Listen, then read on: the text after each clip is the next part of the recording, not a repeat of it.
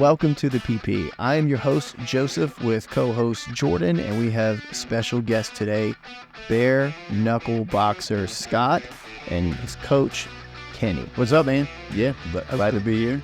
I'm glad to have you guys on the show. Looking forward to being on the PP. You guys, old training partner, good buddy. Yeah, looking forward to it, man. But to let the viewers know more of who you guys are and kind of what you do, would you mind telling myself, Jordan, and the viewers kind of who you are? You want to Got going on? Go ahead, buddy. I'm Scott O'Shaughnessy. Scott, the Irish Spartan O'Shaughnessy. I go by the Irish Spartan as my fight moniker. I've been doing professional fighting for 14 years now, a long time. Started actually fighting in 2006, turned pro in 2010. Transitioned to bare knuckle boxing in 2020, so 4 years now doing bare knuckle boxing. One of the best in the world. Work really hard to get there, being led by Coach Kenny Stevens here, and we're trying to make a statement and earn a world championship. So you said you went pro in 2010. That's a long time. A lot of miles. That's kind of part of the deal, man. You join this sport at a young age, most people do, and you have all these goals and dreams that you want to accomplish, and you never think about the time frame that it may take to get there. And you're looking at almost 2 decades that I've been doing this, including amateurs. It's 18 years of combat sports, and now we're at a place now. We're at the upper echelon of bare knuckle boxing. I'm not getting any younger, but I got some fight left in me. Yeah, that's a lot. That's a lot of wear and tear. Yeah, that's one of the reasons why we're transitioning or transitioned from mixed martial arts now to bare knuckle boxing. There is a lot of wear and tear in the body, especially with mixed martial arts, and the training with wrestling and jiu-jitsu and all the avenues of training and the preparation for a fight. Bare knuckle boxing is a little bit easier on the body. We get to focus on just these things. And that's crazy to say. Nobody would ever think that bare knuckle boxing is easier on the body. I can't. It's funny you say it. It's not the fight itself is brutal, right? There's make no bones about it. It's a rough sport to be in the arena, in the ring, and do it. But the preparation, it's easier to focus in on a specific task, knowing where the fight's going to be. And you've done MMA. I mean, you could train kickboxing the whole time, and then you get taken down 10 seconds of the fight, and that's where you stay for 15 minutes. It just depends. So training is the hard part, putting in hours and hours, and especially having someone like Kenny push you, you get no breaks, and it's just it's a grind. But I couldn't do it without him. So that's the kind of deal. Like he says whatever we're doing, I don't question it. It's the kind of the proverbial we're gonna jump, well then how high we jump. It's just. That's how it is, and I couldn't do it without him, and I'm glad he's on the journey. So you said you went pro in 2010. Kenny, have you been coaching him since that long? Has it been since 2010? So 2010. 2010. Well, I mean, we met at the gym. Yeah. For sure, in 2006. Not really necessarily coaching, just as training partners. I didn't necessarily start coaching Scott until 2020 when he started the bare knuckle journey, right? So he was approached by another organization to fight a very well-known fighter, Melvin Gillard, and that was going to be his debut fight. And Scott reached out to me and just kind of put it out there like, hey, man, look, I'm interested in doing this, but if you're not interested, I'm not interested. That if I'm going to do it, I want you to go on the journey with me. And, it was kind of a no-brainer.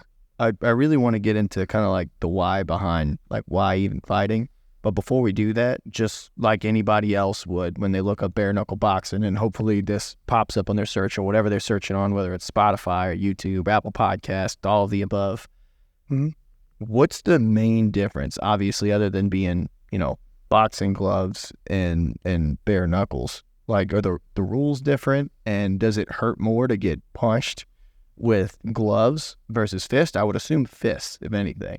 Well, I wouldn't say it's necessarily, what hurts more, what hurts less. It's all pretty brutal. I mean, but at the same time, the guys and the girls that do this they're cut from a certain cloth, so that's not going to be a deciding factor in terms of kind of what's better, what's worse, what doesn't hurt, what does hurt. It's all relatively the same, right?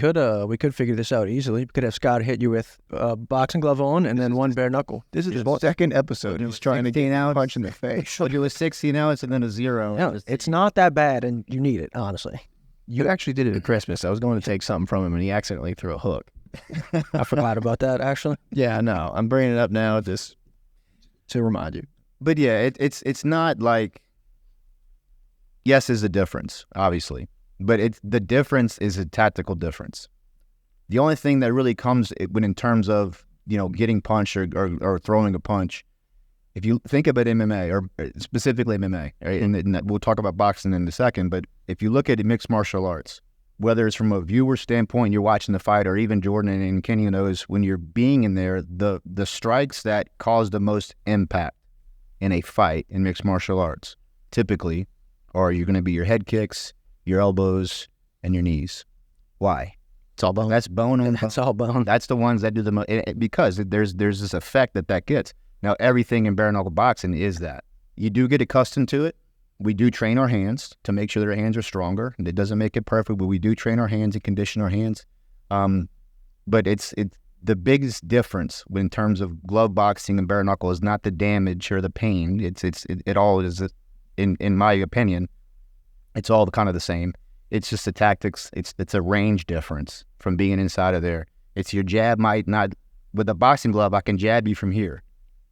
If I don't have a glove on, that range is totally different. And that's what I was going to ask is like the difference between like infighting, outboxing, and the range side of it, how much it differs with gloves and that. So you kind of already answered it. Yeah, and that's all training, and that's all the things that we have to make sure that we incorporate and that Kenny incorporates is we do both. So you can't train a lot just bare knuckle boxing, right? You don't just go out there and punch mitts with no gloves on, right? It's not the smart thing to do for the longevity of your hand. These things make money, right? And we don't want to damage that before a fight. But mixed martial arts gloves are a close second as far as range, right? So that's kind of one of the things we do. But yeah, that's it, in terms of gloves, no gloves. I wouldn't say that the biggest deciding factor is the pain or that kind of stuff. Of course it hurts. It all hurts. Getting hit in your face is going to hurt no matter what. You're going to get cut more, period. But there's also some studies that kind of show a little bit more of the lesser damage, because I can take a lot more when I got a pad on my hand. I could take more shots. Those concussions can build a little bit more. Bare knuckle is a little bit different. You're not going to take quite as many. There's guys who are tough and can take them. Don't get me wrong. But for the most part, you don't see these long, drawn-out fights where guys are getting knocked. They're not getting knocked down 5, 6, 7, 8 times. That sometimes can happen in boxing. It's more or less get in and get out a little bit quicker, which oddly enough can kind of render a little bit more of a safer approach from an educated view, if that makes sense. Yeah, that makes a lot of sense, because that's what I was wondering, if it like the difference in you already answered a lot of the questions I had just with that one little thing. I'm a pro. Yeah, okay. I think bare knuckle boxing was a good transition for you, because even when like we used to spar back in the day with MMA gloves on, you would do this little hook, a lead hook with your front knuckles right here, and constantly smacking the head. Hit me, I'm like, dude, stop. The old knuckle hook. Yeah, it hurts. Oh yeah. Now you just went full force, said no gloves. Yeah, well, the whole thing with doing that, as opposed to it, MMA, glove boxing, whatever, it's opportunity, right? And if something scares you, a lot of time it's worth a look at. And it was a bit intimidating to get that call, especially from in our previous organization, to get a phone call, hey, you want to fight Melvin Gillard? Shit. Yeah, daunting. He's headlined UFC events. He's fought some of the best fighters in the world at one time. He's a bad dude. So that was a tough phone call, and I said, let me make a phone call. And that's when I called Kenny. In order for me to take on that task at the time, and I knew what it would take to do it, to learn a new sport, I needed to be guided. I never had that before in my fighting career. And from back in the day, we trained hard, but we weren't really coached a whole heck of a lot. Right. We weren't. We got good, we got better, and we improved, and we had a good team, but we weren't really coached. And I needed a coach. I needed somebody to say, this is the goal, here's what you're going to do, and we're going to get here. I needed to be led. And that's the whole thing that, strong men lead strong men. Iron sharpens iron. And the ones that don't agree typically are the weak ones. And I needed Kenny to do that. And it was a blessing that he accepted. And we rose pretty quick in the sport. Having a number next to our name in world rankings was pretty dang cool. And now we're just kind of continue to push and try to get to the next level and get to a world title. That's exciting. Kenny, you've always been kind of a natural coach, though. Even like in the gym, you see somebody doing something wrong, you'd step them aside and be like, look, this is what you're doing wrong. You need to kind of correct that here. I feel like you've always had that in you. I think a lot of it, too, is I have a servant heart, right? So sometimes when I see somebody that's actually putting in the time and effort, right, I kind of want to give back and water that flower, right? Just don't let it die. But also in turn as well, as a coach, I guess to answer your question, I'm going to kind of go on into a coach's answer as well, is I feel that to be a good coach, you have to be a better coach than a fighter, right? You have to be more of a student of the sport that you're in than when you're a fighter, right? There's so much more preparation has to go into putting these camps together, listening to our body and see where we're at with our body, having plan Bs, right? Pulling back when we need to pull back, push a little harder when we need to push harder. That was a big learning experience for me initially, was the give and take, right? Because now I'm learning as a coach, things aren't the same as when you're a fighter, right? Because as a fighter, the mentality was just to go forward, no matter how detrimental it was to yourself and everyone else around you, right? The only answer was to push forward. If you were having a bad day, and you train, right? If you're injured, you train and you hope that you get through it, right? And that was kind of one of the things that when we were training together, we were just fighters coaching each other, right? Because everybody had the same mentality. Was, Jordan's injured today. Well, we're just going to go. That was most days, by the way. He has an injured foot, right? So I just won't perform foot locks on Jordan, right? But we're still going to go extremely hard and potentially re-injure or make that injury worse. Stepping back and doing things that you're not used to, that makes you uncomfortable, and relearning something is very, very appealing, right? Especially when you've done something one way for so long. To me, that was a challenge.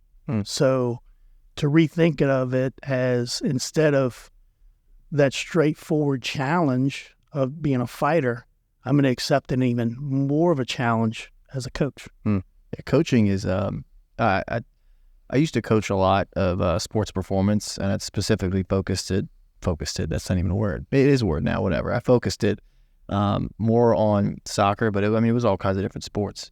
There was this guy who trained a lot of MMA fighters. His name is Martin Rooney. He's, I don't even remember where he's based out of, but he has this list, and it's the 12 differences between a coach and a trainer. And you could say a coach versus just a fighter or whatever it is, but and this isn't to say that just being a trainer or like a whatever it is bad, but the 12 differences is this: a trainer lights a fire under somebody, but a coach lights a fire inside of somebody.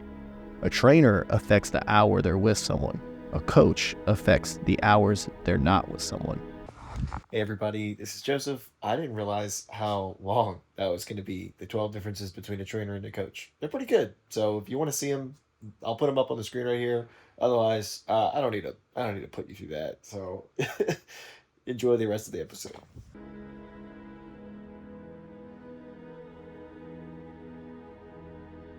And the last one, training is something you do to someone. Coaching is something you do with someone. So leaning into that, coaching is one of the most rewarding things and exciting things you can do, to just watch somebody grow and become a better person. Like my mindset when coaching somebody was never to make them a better athlete, ever. It was never my purpose. My purpose was always to make them a better person, and the athlete, the fight, whatever came after that would come from being a better person. Absolutely. Like you were saying before, it doesn't happen instantly. And usually when something scares you and you feel fear, you might want to check it out. There's a saying I love to go to is that if you never jump out the plane, you never know if your parachute works. Usually if it's scary, it's probably worth it. The podcast literally came from that. I spent a year thinking about this, just thinking about it. That's it. And I'm like, keep planning and doing things. And then one day I got so much anxiety and just so off with myself that in 4 months I made 37 episodes. Yeah. Only to learn, hey, I kind of suck at this, but everybody sucks. It sucks to start something because you suck when you start. To be fair, I've told you to do this for years and years. Well, Jordan's like a crippled leg. He's just like, hey, I need you to do this so I can do it too. Is gangrene going on? Or I naturally should have a podcast. I've been saying that for years, but you have all the technical skills to do it, so I'm finally glad you listened to it. That's why we're brothers. That's why we work well, you know? Yeah. But yeah, with saying that, that's, I had my mentality written down, but man, as you were talking, I was like, well, I'm getting fired up. Like this is, no, he'll do it to you. Trust coaching is, that's so exciting. I mean, both sides of it, both sides of the coin, having to fight, but also being there to get somebody to fight their best. That just like, listen to y'all, it's so exciting. Yeah, well, we're having. Yeah, it's good because, Scott, you've got that, I'm not afraid of the storm, I am the storm mentality. And having someone like Kenny that you can rely on, that trusts you, that's not going to BS you and push you forward. I mean, I feel like that's a good recipe for success. Yeah, so far so good. I couldn't pick a better coach or better mentor. Like, if no matter what, if I had to go back, change anything, I wouldn't change that. This would be my pick 10 times out of 10. That's one of my questions is, what does it mean to be a corner man? Not who's your corner man, but like, what does it mean to be a corner man? And for the people who maybe don't watch boxing or don't know anything about it, he's the guy at the corner between each round when the bell rings and the fighter comes back and he's talking to him. But what does it mean to be a corner man? Truly. I've never been in the ring myself, so I have no idea. As a fighter, you are able to see a limited amount of things, right? Because in the moment, your central nervous system is taxed just tremendously. And you are working in that battle realm, some of it being off of instinct and repetitions through training, right? It's very important for me to pick up things while the rounds are going on, as well as in between rounds, and a few things of that, right? For one, if I see that Scott is going a different direction mentally, right? Like he may, I'll put it like this. We're going to work lots of jabs first off, right? But in the moment, jabs go out of the window, right? It's my job in the moment to reel him back, and it's very important. It's detrimental to the outcome of that fight, right? Because if he deviates away from that and starts going off of too much of instinct, right, then I do a bad job as a cornerman to not reel him back in and get him back on path. The other thing, too, is being able to communicate in a short period of time. So you have so much going on in those 3-minute rounds, right, with all the emotion and physicality and whatnot.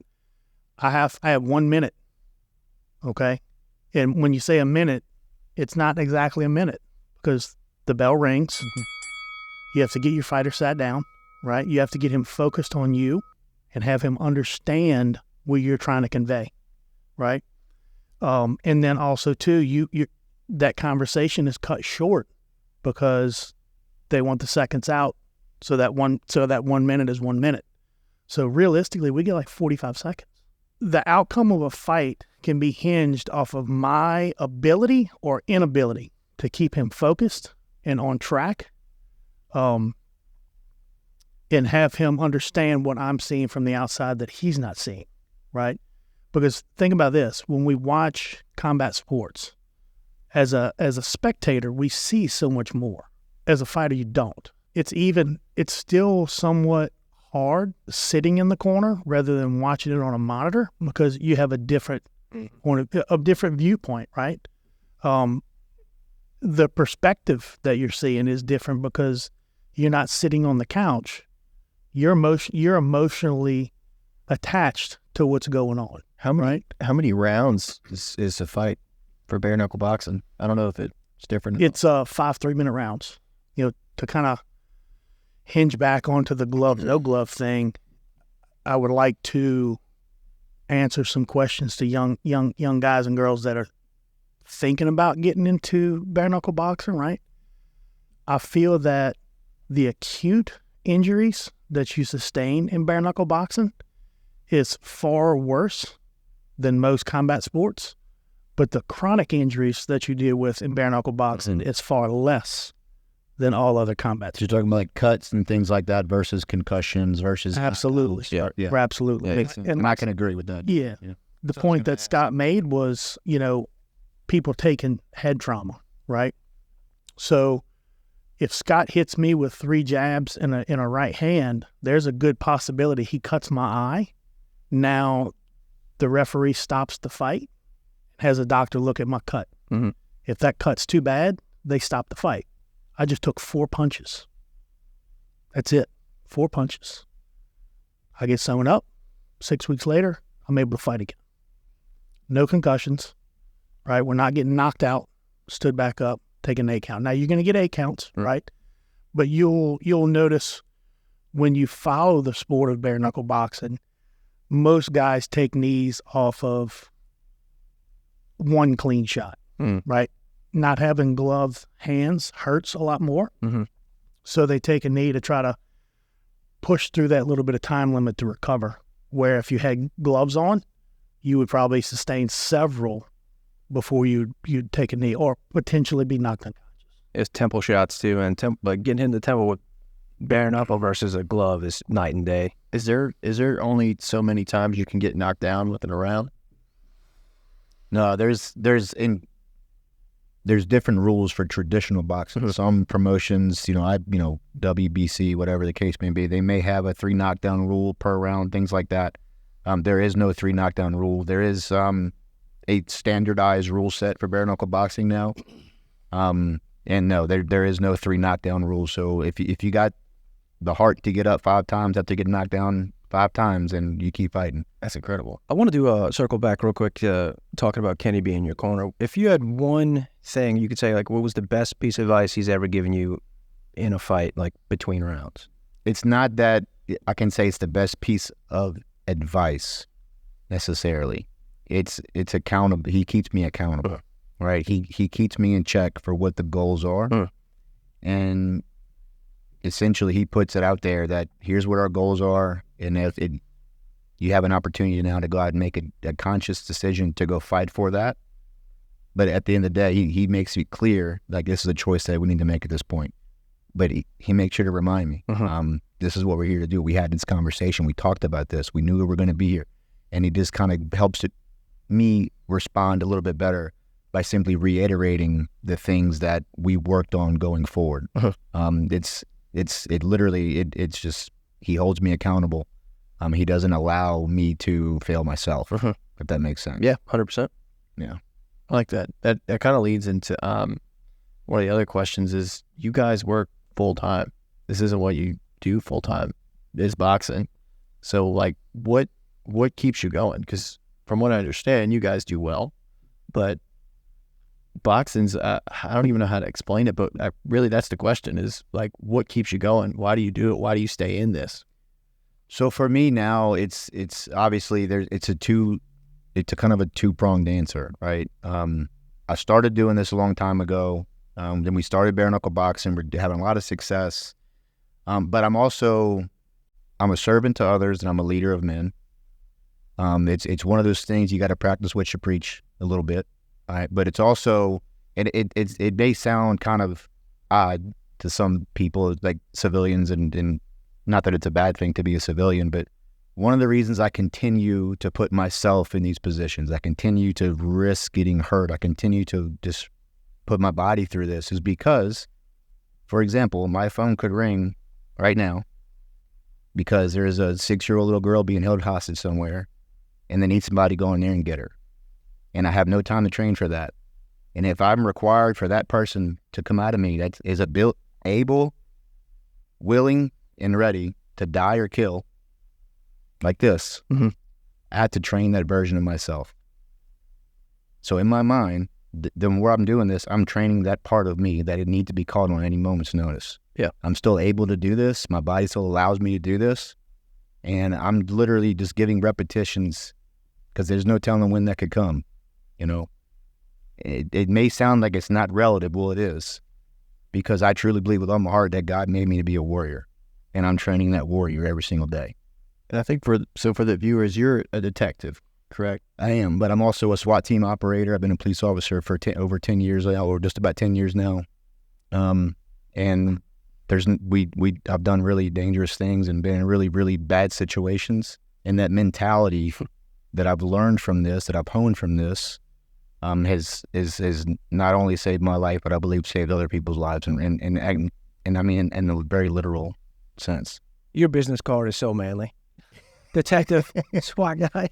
Like they make movies about slotted the across things that I do in real life. Like there's a lot of movies about stuff like that, and I live it. It's a blessing, you know. But that's why I continue to push myself. And that's, of course, I'm a parent. And it's always good to show your children you can accomplish your goals and not giving up and things like that. There's other ways to do that too than getting beat up. Yeah. But that's the only thing that I can find that I'm able to, because I teach other people too, you know, and police officers. You can't fake it. Like, you can't put yourself there without putting yourself there, you know. And this is the closest I can get to it. Is there another reason why in the beginning, like in the middle of a fight? So as you start a fight, whether you're winning or losing, it does not matter. What keeps you going? If you've been knocked down, like you said, 5 times, and you're like 4 rounds deep, and you think you said it was 5 rounds, right? Yep. Yeah, you're 4 rounds deep. You've been knocked down like 5 times each round. What keeps you like hungry to win? My kids, man. It's you can't.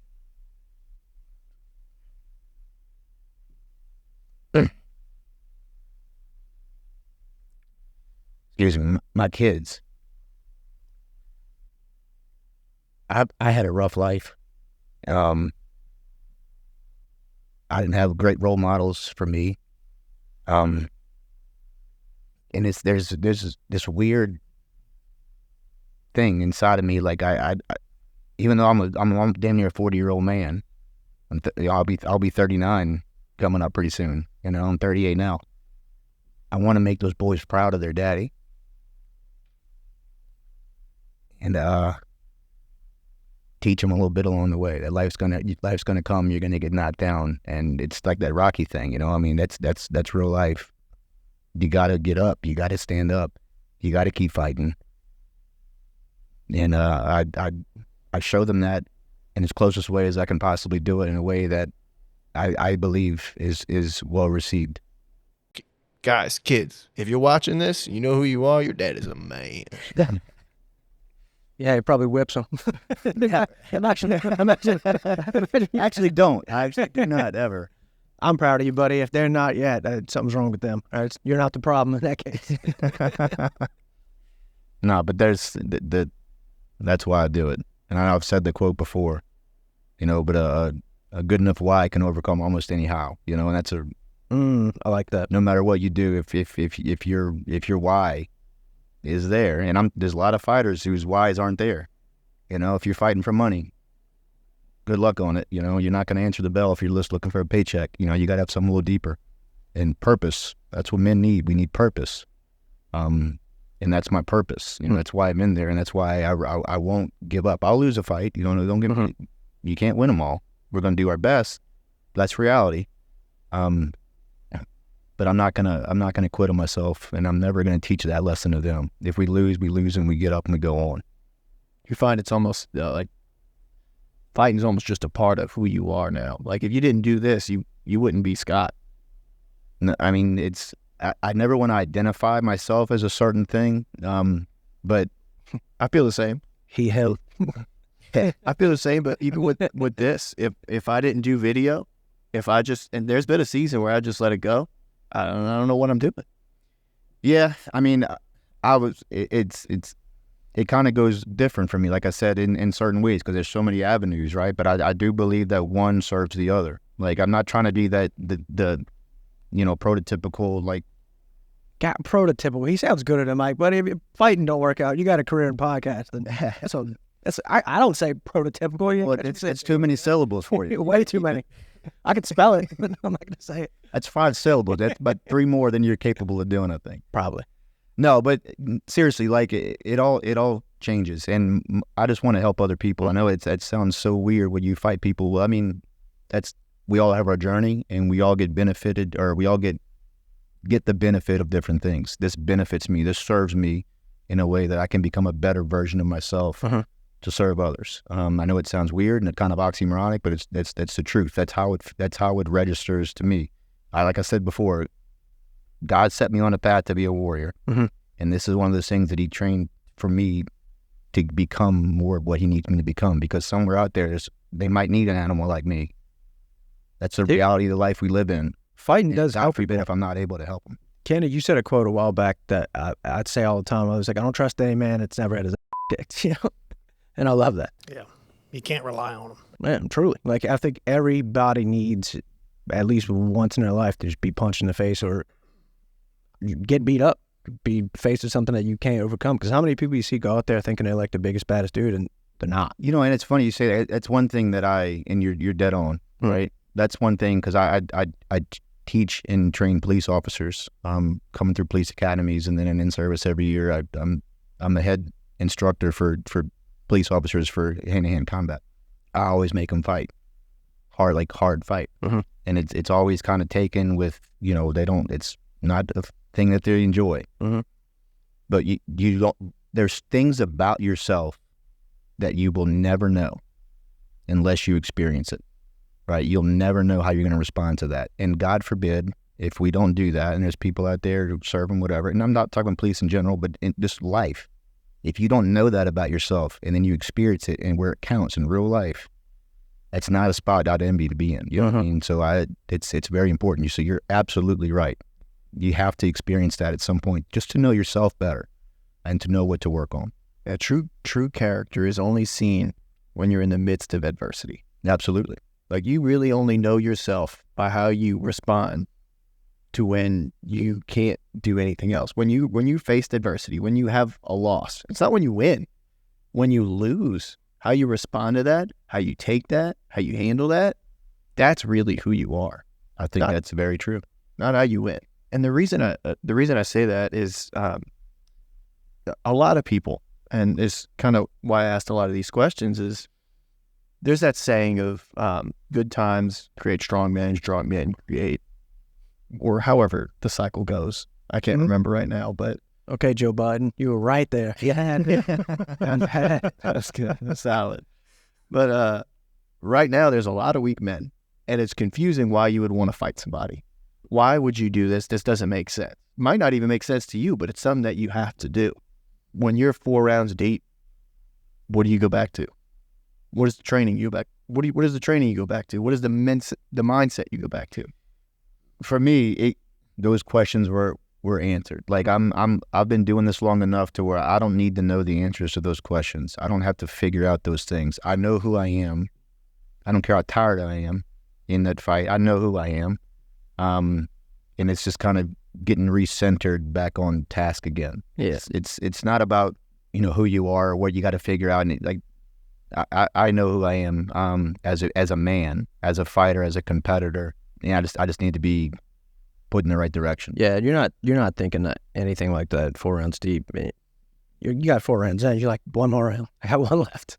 Well, that's what I'm saying. You kind of go to default. Mm-hmm. You don't ever rise to the level of your opponent. You always fall back to the level of your training. Like, what you put in your eyes, what you put in your ears, what you put into your training is what comes out. Yeah, but you're still in the fight. I mean, you got 1 round left, and like Kenny said earlier, with him being in the corner, it's his job to see something that he's not seeing. So he's still in that fight. Kenny could see something in the 4th round that Scott didn't see. Like, maybe this dude is dropping his dropping his lead hand when he throws a hook and he's being lazy and Scott can just come over the top. That's why having a good cornerman is so important, because you can call that out in the fight right there. You're never out the fight until it's over.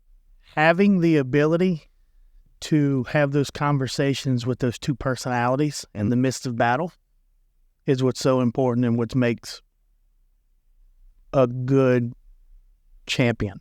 There's going to be a mother telling you to quit. There's going to be a mother telling you it's okay, right? We can go ahead and get paid and live to fight another day, buddy. It's okay, right? We put on a show, and then there's that mother that is not always the most loud inside of us that's telling us to go, to get back up and go. Being able to train yourself to make that mother louder than that is very important. And that just don't come naturally, right? You have to put yourself in those situations time and time and time again and accept, listen to that from time to time, right?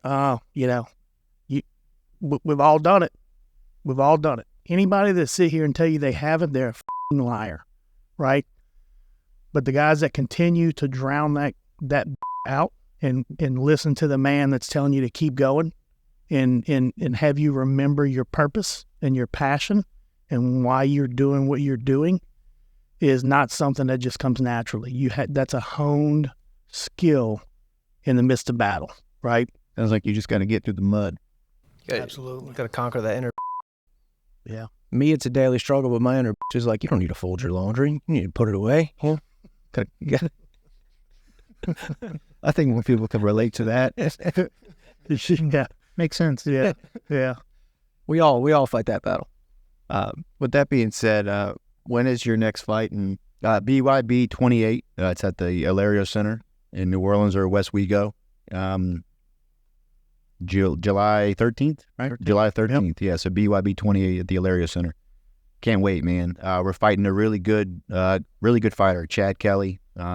He's fought for a world championship already once before overseas in London. His last fight was supposed to be for another world championship, and the guy he's a good fighter. He's someone that we're really working hard to prepare for, that we are prepared for, and it's something that we can go out there and really put a stamp on the progress that we have and where we're going. Because fighting, the sport in general, this isn't just specific to bare knuckle boxing, but fighting in general, it's a what have you done for me lately sort of sport, right? People forget real quick the things you did a year ago, 2 years ago, they forget. So we got to remind some people that what we're here to do. And that's what's going to happen. We're going to show the world that we are the number one contender for the 185-pound world championship, and we're going to take it. What was his name? Chad the Butcher Kelly. Chad the Butcher Kelly, you suck, you're ugly, and I'll hurt you. Okay, I knew it was going as soon as he asked. He's a good fighter. He's a good opponent. I respect him a ton, and we're working very, very hard to be the best version of ourselves that we can be to earn it, because we want to earn it. Just no disrespect to him whatsoever. He's one of the best, and we're going to show that we're better. That's all there is to it. Sounds like Jordan just did disrespect him, but that was him. If you watch it, that was him. Yeah, I don't know how to fight the guy. Screw you, dude. You suck. Well, with that being said, where can we buy tickets, or is it able to watch? Are we able to watch online? Yeah, tickets. If you want to go in person, if you're local, and you want to go watch a really good bare knuckle boxing card, BYB puts on, I'd say without question, the best bare knuckle boxing show in the world. The patented trigon. If you ever watched BYB, it's literally the smallest fighting surface in combat sports. You're fighting in a small little triangle. What's the dimensions of it? It's a 3-sided 21-foot. Yeah, so each side's 21 feet. The corners are 120 degrees. Yeah, so think about that. Your shoulder by shoulder, you can't touch your shoulders together, or you can't. You know what I mean? Like it's super small. Makes for good action. But if you want to get tickets, you can get the link through BYB. It's bybtickets.com/Scott, my first name. So bybtickets.com/Scott. You can also do a promo code with my first name, Scott, just to get a little bit of a discount. Yeah, we'll put a link right here. Yeah, it's going to be right there. Somewhere. He's short. Sure, I can do that. Yeah, we're kidding. It'll be below. It'll be somewhere for you to click. Yeah, so byb.com or bybtickets.com/Scott. So if I messed it up, just fix it. bybtickets.com/Scott. Yep. That's where you can get the tickets, promo code Scott. It does also televised. So worldwide, you can watch it on television too. It comes on beIN Sports. Yeah, so beIN Sports, you can watch it televised live across the world. Yeah, and then for those who were watching, if you clicked on this video after this fight has already happened, I guess they could still find it there as well. Huh? Yeah, all the fights afterwards, they'll go to the BYB YouTube page or watch a ton of fights, not only mine, but it's always good fights. The card on the 28th there's 2 world title fights, a co-main event and the main event, and the heavyweight world championship is the main event with Ike Villanueva against Gustavo Trujillo, which I'm looking forward to that fight. Turn to watch the thing. Both undefeated guys. So you'll definitely get your money's worth. What size are those guys, the heavyweights? They're both big boys. Yeah, they're 235, 245, 6'2". Yeah, big guys. Yeah. But with that being said, did you have anything else you want to say? Oh, this has been great. Loves having you guys there. Yeah, I love this. This is so much fun. We'll have to do it again. Yeah, man, absolutely. I was actually talking to Kenny about maybe showing up to a session with you guys and then getting the viewers, instead of a podcast episode, just like a behind the scenes of what it's like to actually train. Yeah, it's we do stuff that's not like you would think. Like he's got me bouncing on little like blocks and stuff and keep so stability and things like that. Karate Kid style. Some things you would think, wait a second, that why is he doing it? But it all has a purpose. Like I said, if he tells me to do something, I don't question it. I know it's to benefit me. I trust him with my life. Of course, I trust him with my career, my body to do this. And we were ready to take over the 185-pound division. If he asked you to wax his car, would you do it? I'd wax his damn car. That being said, hopefully we can get in and come film with you guys. That'd be really fun. Yeah, absolutely. Yeah, I mean, if we're closing this out, I will say, Chad Kelly, I did see you. You got feminine hips. No,